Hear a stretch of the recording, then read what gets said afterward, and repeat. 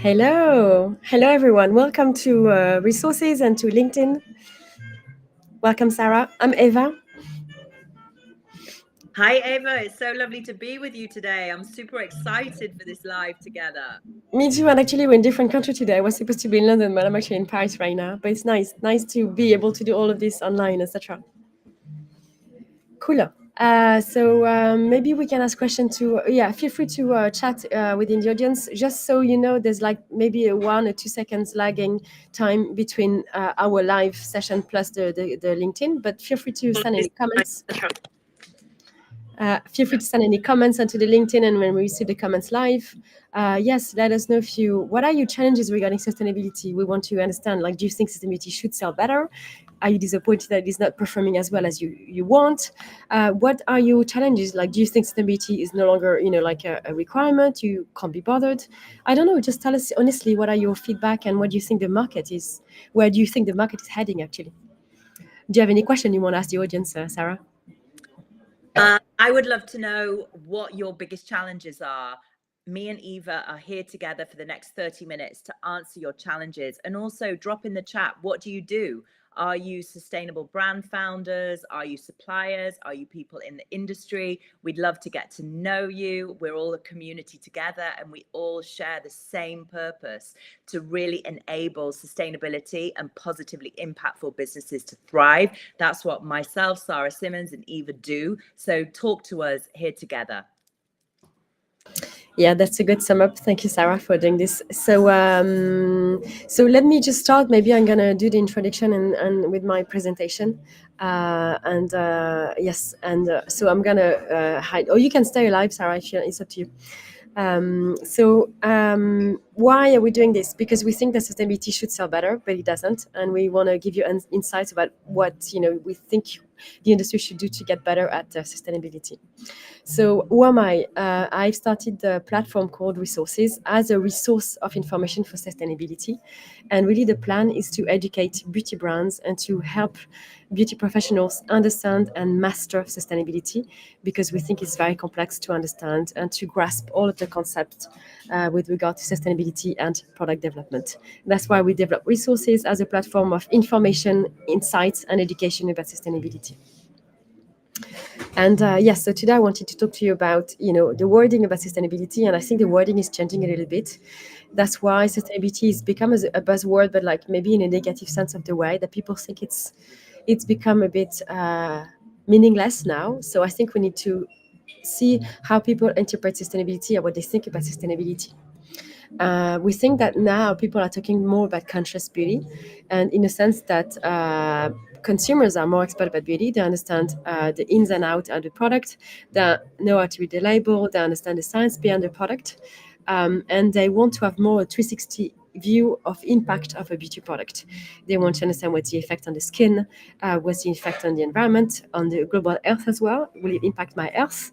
We talk about in fact impact on cancer, etc. So people are really worried about this now. They're more aware about the aspect of beauty into health and well-being and how we approach beauty. And it's also about risk and being ethical, with animal welfare, fair labor, all of these things. So people are really like thinking about sustainability in a more broad and a more like 360 impact of beauty. So that's why I think the way we talk about beauty now is more about being conscious about the way we interpret beauty and the way we think about beauty product. And overall, I think we need to look into the science behind beauty, and I'm going to tell you more about what are the trends that we see right now about beauty. And why do I say this? Because I actually think also that when it comes to sustainability, to be completely sustainable, we need to have a 360 approach as well, thinking about the people you are talking to, and in the people you have the consumers, you also have the supply side, and you also have your stakeholders, your employees, your investors, etc. And when it comes to sustainability, you need to think about all of the people involved or impacted by your beauty product. And it's also about prosperity and not about profit margin and how much money you're going to make, but also how you're going to impact people that are working with, when you source your ingredients.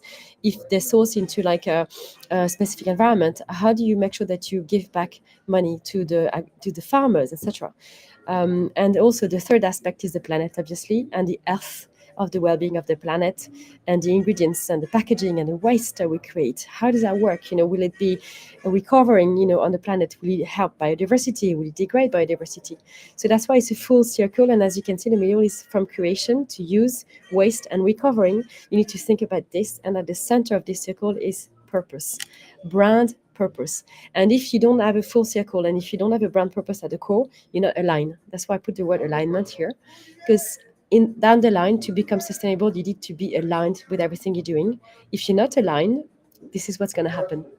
People are going to think that sustainability is just like an eco claim, is just another marketing tool to make people understand that you are doing this product, whatever, but you're not really effectively super sustainable. But when everything is aligned together, when everything comes together, people, planet, prosperity, and then creation, until to the full circle of the product, then everything is aligned, and people don't think you are using eco claim as as stand instead of like being truly eco. So that's one of the idea. Is there any question so far? Do you agree with this, or what's your take on this? I'm going to read at the comment.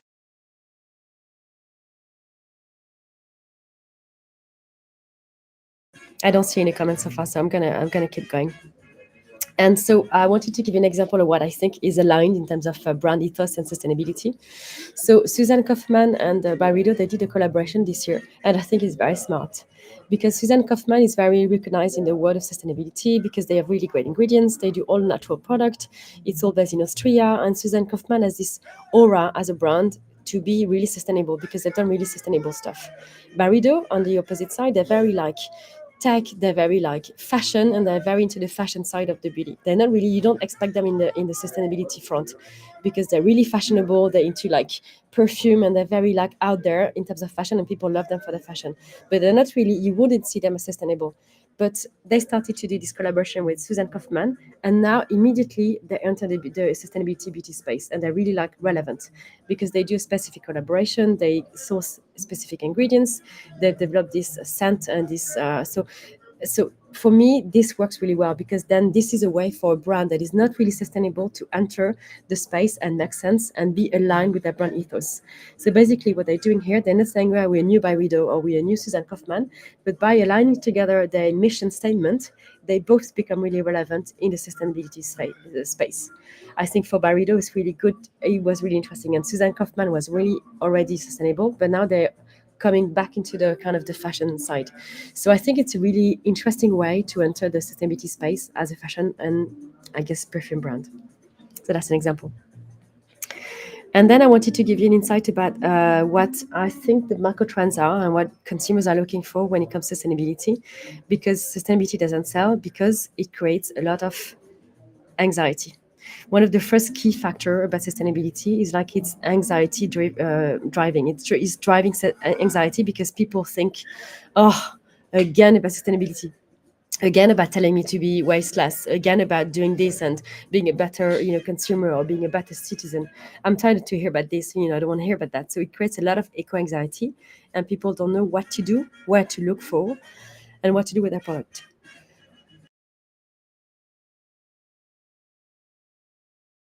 I'm sorry, I've got a bit of a cough. I'm going to take a bit of a drink. And so I think that's why when we talk about sustainability, we need to remove the anxiety from this. There's an example of a brand that's done this really interestingly. It's Cali Rain, California. They talk about sexy sustainability. So what they say we work about having product that works because we work in makeup, but the first thing that we're going to talk about is being sexy, because you want your product to be clean and to be super nice for the environment and for your skin, but you want most of all for them to work. And so this is one of their approach. There is other example here. We can send a presentation at the end so you can see all of the examples that I've shown. The other trend that I see that is really important is the disappearance of packaging. As we talked about earlier, like eco anxiety is really strong because when we consume, we create waste, and people don't want to see this. And packaging is the first instance where you see waste in your consumption of beauty product. So now it's time to make packaging disappear, not in a magic way, but actually to make packaging more luxurious. Move from basic packaging to refillable beauty with luxury. with luxury experience. And meaning that you have the parent, the host packaging that would be more luxurious, and then you have the refill that is more basic, I guess. Can you hear me? Can you hear me well? Yeah, is it Yes, can hear you well. Eva, you have a question from Max. from Max? Okay, cool. Can I see the question? Let me see the question here. Where's the chat? Maximilian, conscious beauty advocate. Okay, conscious business advocate. Can I see the questions? Do you want to read the question, Sarah? The question is, recently learned that natural does not equal most safe for human use. Can you comment on the difference of clean versus safe for beauty products?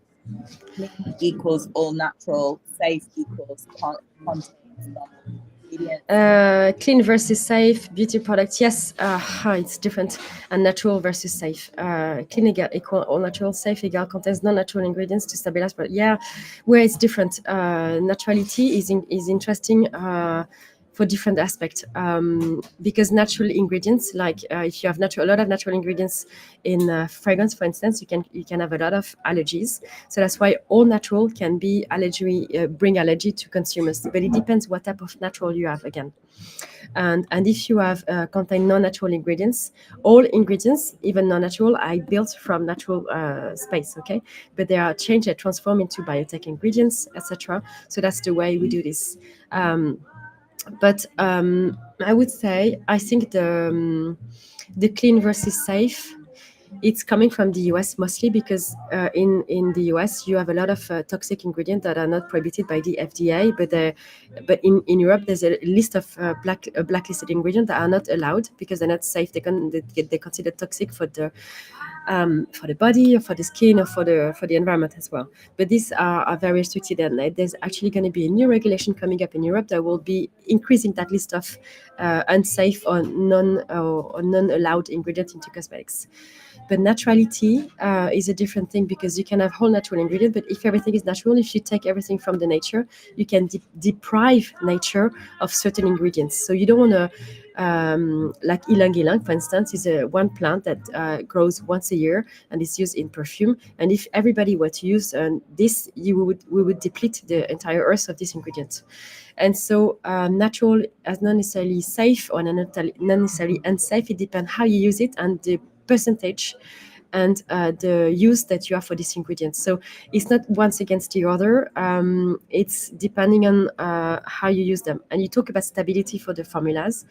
A lot of natural ingredients, it's true. In organic ingredients, you have a difficulty with stability because natural ingredients can, have they can react, because they are from plants, etc. That's why they're often used in laboratory, and they are changed using biotech to make sure that their structure and the molecular structure wouldn't change over time, etc. So they are stable. But everything that is used in cosmetics is usually stable because by regulation we have to make sure that all product can withstand like 12 months to 3 years time, of use. Okay. I'm going to keep going with the presentation and come back to you later on this. And so to conclude on my presentation, I wanted to say that the last presentation is about bio-inspiration and taking inspiration on nature and using nature and mimicking nature to make sure that our products are better for the environment and they will be biodegraded. They are used from ingredients that are grown safely within laboratories, like algae, for instance. If you look at seaweed, you can take a seaweed plant and then put it in a lab and into a big bioreactor with like salted water, and then grow it in a certain condition of light and also of temperature, and then grow it infinitely. And there's a lot of innovation coming up into that. And so I think talking about biotech is a good way to be sustainable without talking about sustainability. So again, coming back to this aspect of like eco-anxiety, you need to not talk about sustainability so much, but focus on the fact that you reuse the packaging. You are, talking about the science behind your beauty product to make sure that consumers know what you're doing. Okay. And then just to conclude, I want to say, keep a holistic approach about sustainability, not just one aspect, not just packaging, but everything to do with your product. Reduce eco-anxiety, stop talking about sustainability, just do it. Remove packaging friction as much as you can, and look for bio-inspired technology and ingredients. And solutions must be in alignment with your brand ethos. Okay, I'm gonna give the mic to Sarah. I just wanted to finish that. You can. I'm gonna put the link here on LinkedIn. You can book a meeting with me if you like. 20-minute session if you want to have answers about your specific issues about your product, and you can sign up to resources as well. We give you like an annual access for 960 euros a year to have access to all of this information that we publish on resource to equip you, educate you about sustainability.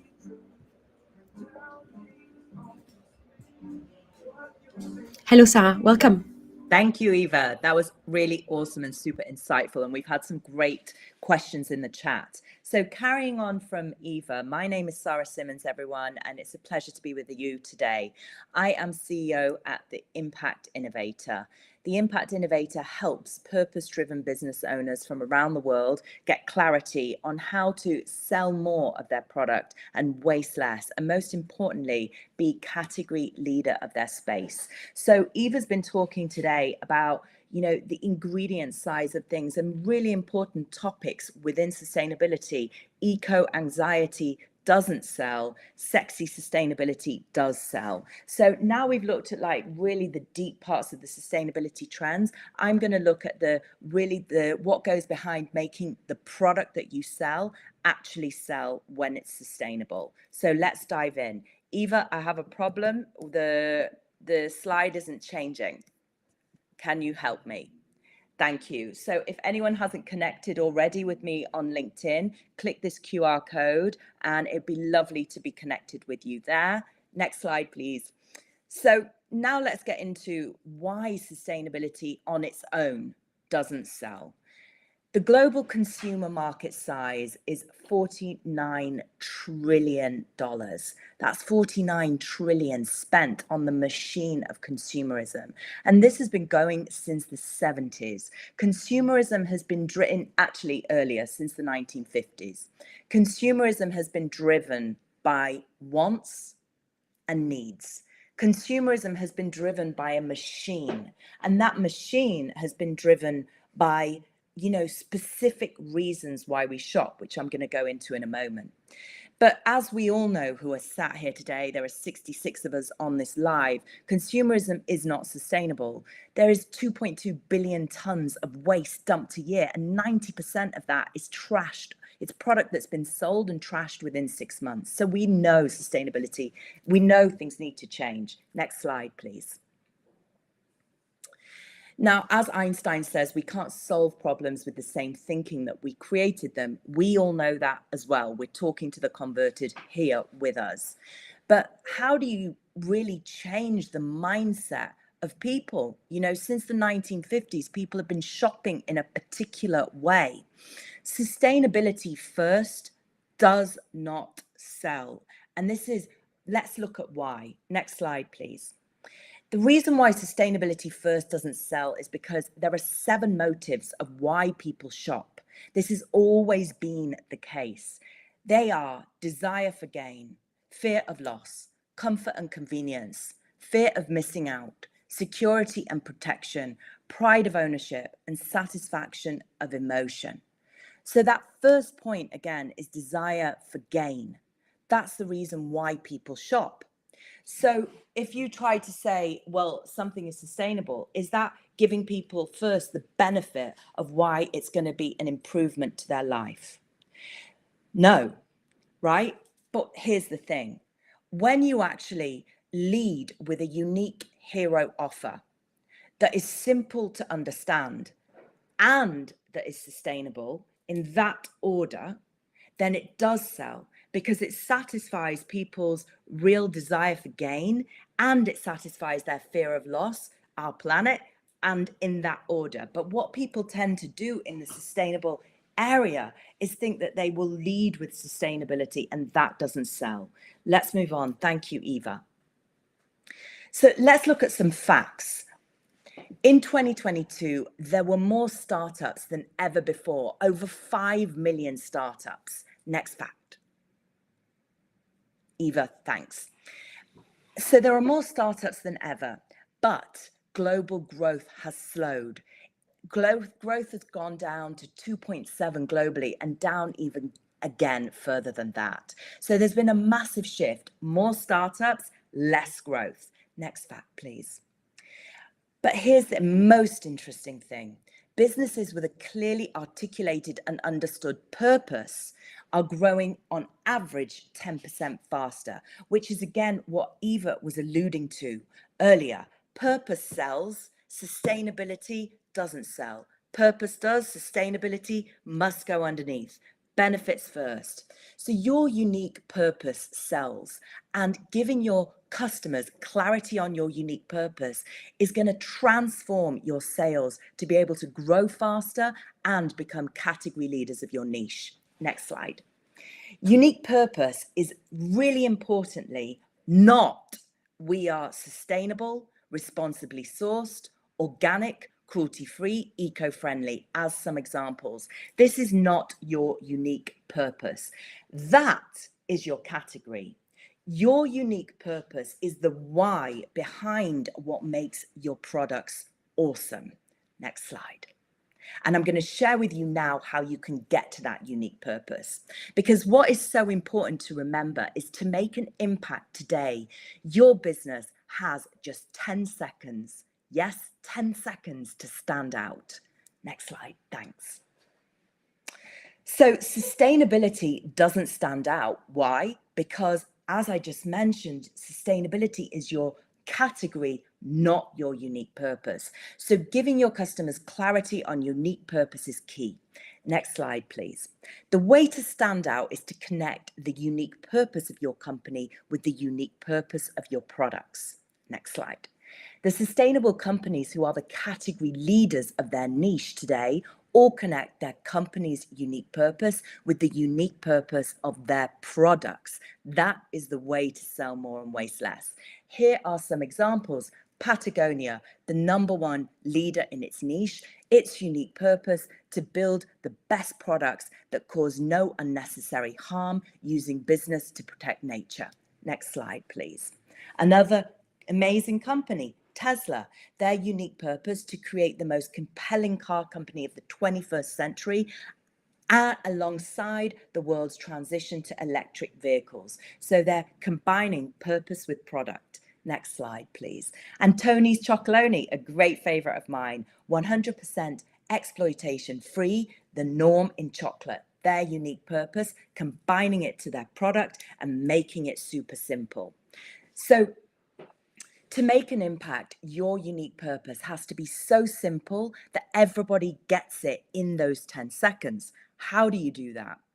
Sustainability sells when you simplify the unique purpose of your offer. Next slide, please. So let me ask everybody a question, and I invite you, if you're brave enough, to drop it in the chat here. How long does it take to describe the unique purpose of your products and company? 10 seconds, 30 seconds, 1 minute, 5 to 10 minutes. And by the way, I meet many people that take 5 to 10 minutes to describe the unique purpose of their business and company. Drop it in the chat. Here we are to help. And also while I'm here, I can help you simplify your unique purpose. Next slide, please. And another really important question, if you asked everybody in your company the unique purpose of your products, would they be able to say the same thing? What's the answer? Yes, no, maybe.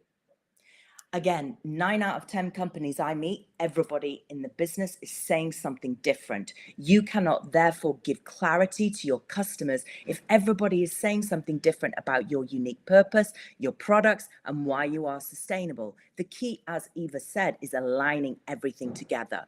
Without clarity on the unique purpose of your company and product offer, in real terms, guys, best case, you're losing sales, you're losing money, and you're losing time, and you're losing out to the competition. And worst case, your company faces becoming redundant by the people who actually can give clarity to their customers.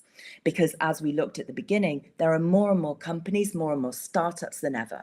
So how do you actually make sustainability sell? You do that by simplifying and streamlining everything you do in one simple process to connect your unique purpose to your hero product offer. Next slide, please. Now, who's heard of the Pareto principle? I'm sure many people here. 80% of your results come from 20% of what you do. So that aligns to everything, right? Your business, people are buying your products because of the 20% that makes you unique, the 20% of why you're sustainable, the 20% of what your hero offer is. The problem with companies is they're confusing everybody by giving them a whole load of other 80% within, whether that's your brand story, your mission, why you're sustainable, or your product offer. Everything is in, as my mum says, confused.com on that 80%. You will make the sustainable element and your whole business thrive and sell by aligning and streamlining, focusing on this 20%. Next slide, please. Sustainability sells when you streamline you as a founder with your business, with what you sell, and align that all to one hero offer with one aligned purpose, one aligned unique USP, and one aligned story of why your business is sustainable so that everybody gets it in 10 seconds. Now, you might be asking yourself, is this possible? I promise you it is. Let's look at how you can do it. This is a 12-step process. Feel free to take a picture of this because I'm going to explain it really quickly for you now, and stay till the end to book in a clarity call with me where I'll go deeper into this with you. But basically, if we can go back to that slide a sec, please. The idea with your unique purpose and why, how to make sustainability sell and how to make your sustainable products sexy and not fill people with eco anxiety is to really align your business, every part of it, to this hero offer in the middle. So align your purpose, align why clients should buy your product, align your mission, align your thought leadership, align your product offer, your ingredients, your packaging, your story, the right clients for you, the right partners, one clear marketing campaign, all into one really, really clear hero offer that all stems from one unique purpose position. So let's see this in action in a quick case study. Clarity builds category leadership. So here is an example of one of my clients' unique purpose. We make real food and things made the French way. When I met her, her unique purpose was we make organic food. What I shared is that that isn't unique. So real food is an element of organic food, but it is unique. And it also is why her company is sustainable. It's also what her mission is. It's also what Marie's real brand story is. It's also who her clients are. So you're able to take your whole company and simplify it and streamline it to one key word and a few words: real food and things made the French way, as an example. Now, clarity sells. Next slide, please. Clarity enables your customers to know why to buy from you and follow you. Here's an example of how you can take that unique purpose and put it onto your products: real food and things made the French way. Next slide, please. And clarity brings sales. Clarity enables you to actually make sustainability sell. Clarity increases your sales and decreases eco anxiety and makes it sexy, makes sustainability sexy. We all want sustainability to thrive, and this is the way to do it. Just doing that simplification enabled Marie to grow her profitability and her sales by 30%. So this is really real, right? When you have clarity, you make sustainability sell. It's as simple as that. Maureen, next slide, please. My mission is helping you implement a game plan to have that clarity so you can sell more and waste less and lead your category. I use this simple rule of 3. Clarity plus simplicity equals impact. Next slide. Thank you. And so if you would like a clarity call with me, here is a QR code. You just click this now or take a screenshot and sign up later. And in this call, it's going to be a deep dive into you and your business and how you can get clarity on how to simplify your sustainability, and so you can sell more of your products and waste less time, energy, and money. So now, thank you very much for listening. We have 63 people here with us still on the live. So now is your chance to ask Eva and I any questions you have. We're here, we're in the chat. Feel free. Thank you, Sarah. That was really interesting. It's interesting because we are very complementary approach. I'm more into the product development. You're more into the once the product are developed, I do make sure that they are, like they are streamlined and then you don't waste anything. So it's really good. It's really interesting. That's why we wanted to do this live initially. So I don't see any questions now. But I guess if you have any questions, feel free to book in a session with me or with Sarah, depending on the question that you have. I'm seeing a question right now. That's my Yep, question. that's your question. Yes, clear purpose teaches better message. Yeah, better business. It's like anything, yeah. So cool. If you have any question, just pop in a message directly to us or try to book a call. And I think that's it for us. Yeah, right. Do you have anything else to I add, have a Sarah? question for you. What's the Yeah. common mistake we see in sustainability, Eva? Oh yes, true. Actually, I think that the common mistake is to take just one aspect of the sustainability. Like I see a lot of people doing a lot of LCA, life cycle assessment on their product, and when they assess their product, they often pick the carbon impact, like the CO2 emission, as the decision factor whether to keep one product or the other. But let's say that you have a lot of plastic into your line, and you want to remove plastic and then create less waste because packaging plastic sometimes you can't recycle everything and it's difficult. So you want to move from plastic to glass. So if you move to glass, you reduce waste technically because you can be refillable, etc.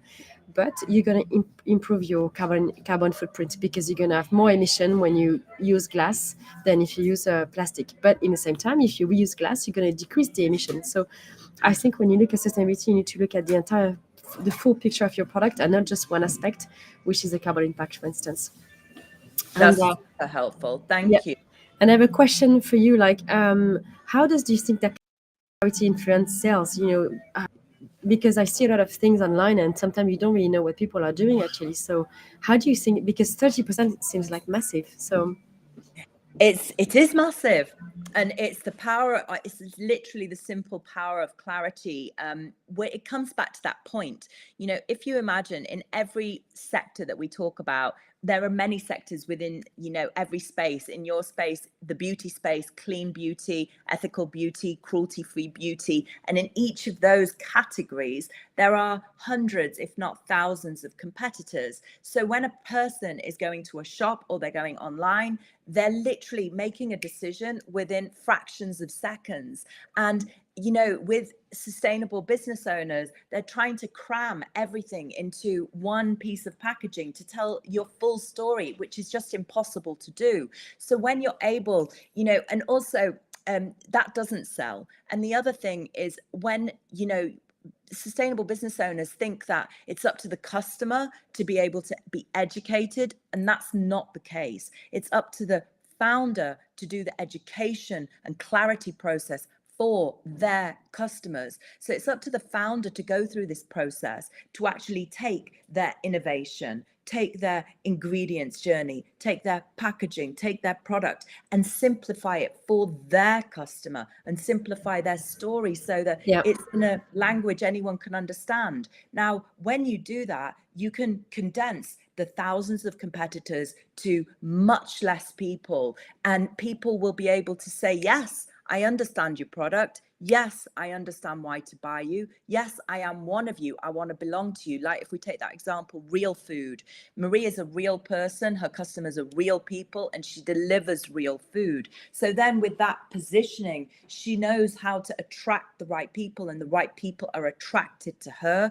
And then sales fly because she also knows how to avoid trying to sell to the wrong people. So sales increase by focusing. And this process enables you to focus your customer on you, and then also who the right customer is for you. For you, yeah. That's why you see the sales Yeah, increase. but it's funny, like people think that if you do everything that you're gonna cover more market and have more ability to make money, but actually when you niche down, this is when actually you find your audience and then you're more profitable. So it's really, really interesting. Absolutely. Totally. And it works. You know, this process works. So Yeah. if anyone else, we've still got 55 people with us. Anyone have a question for us? Come on, don't be shy. Don't be shy. No, it's all right. If we don't have any question, I'm happy to let people go, and then they can always message us privately, depending on when we can answer to them. Thank you Absolutely. for joining live. Feel free to check out resources, because it's a platform that is available 24/7. It's online. We built report to really educate beauty brands, so that because you're educated, you can in turn educate your consumers and do what Sarah says. Like, it's your role as a founder or as a brand owner, to educate your consumers about what you're doing. And then follow on Sarah, because you have amazing workshops and masterclass about how to develop this hero product and this technique. Absolutely. If you guys want to be selling more this year, then DM me. I have a proven system. It's already helped over 30 of the world's leading purpose-driven owners from around the world transform their businesses and do crazy things like $350,000 product launches and adding up to $1 million in sales to their businesses. Well So, done. yeah, absolutely. Well done. Thank you, guys. everyone. Thank you, Sarah. Thanks Thank you, a lot. everyone. We're going to end the Bye. stream now. Bye-bye. Bye. Bye. Bye.